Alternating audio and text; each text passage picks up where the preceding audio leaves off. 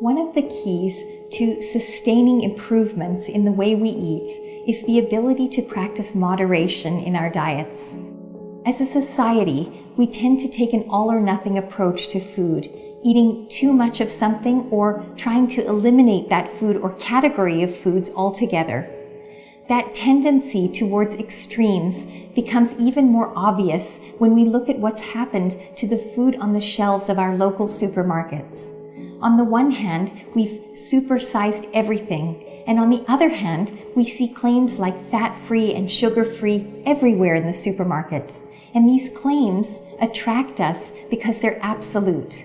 But if we can master the skill of eating with moderation, then no single food needs to be forbidden. We can eat the foods we enjoy as long as we don't consume too much of them. How much we eat is a very important question, and how to regulate our appetite or moderate our appetites is very hard for people. We are socialized to eat until we're full. That's not a natural thing.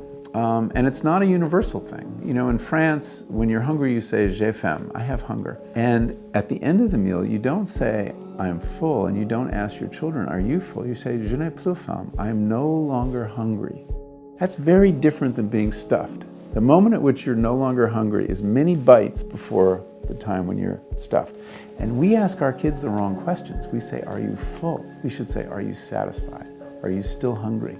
So you see, there are cultural ways and mores and manners that help us deal with quantity in food. So we have to look at things like portion size.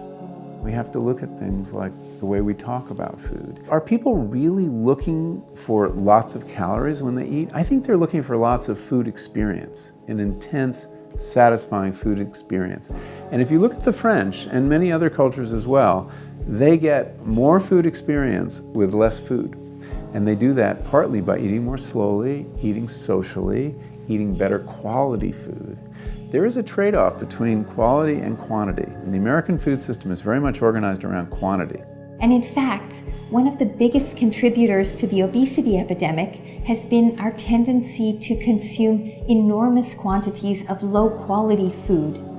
This is not to suggest that the foods we eat need to be expensive, but we need to spend our food budget wisely on the foods that will support both good health and enjoyment. Well, what about having less of the better food and approaching it that way so that every bite is enjoyable?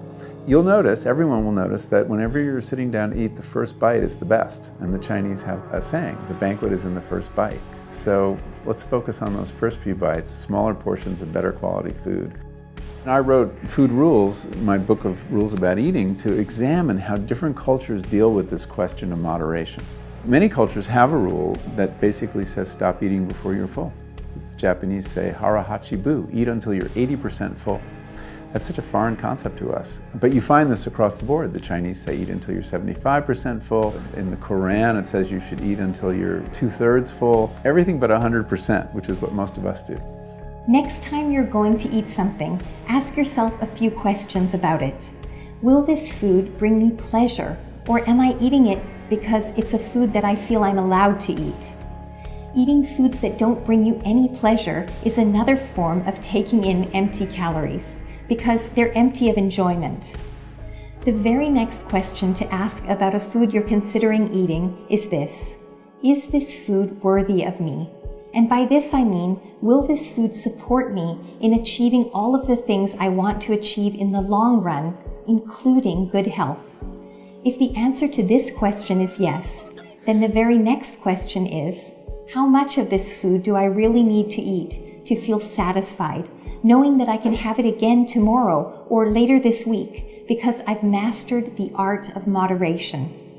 Each day should include moderate amounts of food that bring us pleasure.